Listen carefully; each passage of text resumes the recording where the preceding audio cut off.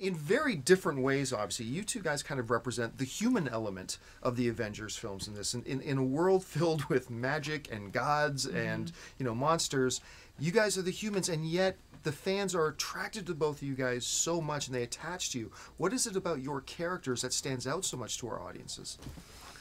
It might be accessibility, perhaps. I don't know. Yeah, we're fragile, when we cut, we bleed. It's I think the stakes are higher for us in a lot of the circumstances.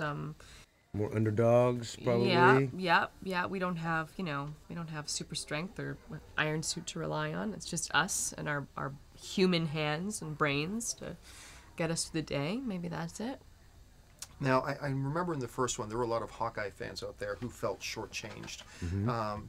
But obviously, we move into Age of Ultron. There's a lot more focus on Hawkeye, and it gives us a lot more depth as well. What were you most excited about as you were reading over the script for the first time and seeing, the different aspects you get to finally bring out? The biggest ones are spoilers that can't really discuss. Well, that's true, yeah.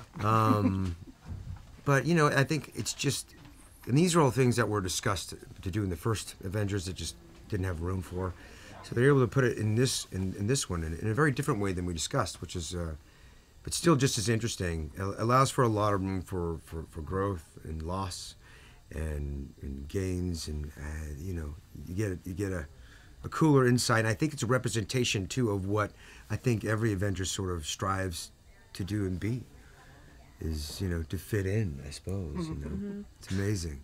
And now when we go look at your character's in a very unique position where she has kind of, maybe even unwittingly, kind of become the thread that has been sewing this whole gigantic Marvel universe together from, whether it's in a Captain America movie or an Avengers or in the television show, whatever.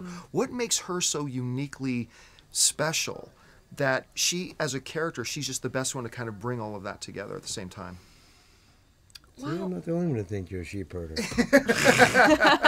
You got a wrangler. I'm a wrangler. That's what I do. I wrangle people. That's a very interesting question. And I think, for me personally, I was like, I'm just super lucky. But Maria Hill in the comic books, she has the ability to sort of help people. It's all about keeping control and keeping everybody together and keeping her eye on everybody. She has this ability to kind of watch over everybody and everything, and maybe that's why she's been used in the TV show and the movies. It's like she's sort of an all-seeing person. Vacillating. And I remember with this conversation I had with Joss, I was like, what's her clearance level? Like, how much does she know? And he's like, she knows everything. Like, there's nothing that Maria Hill doesn't know. And she's also very loyal, and I think has a really good grasp on sort of who is a good person and who is not.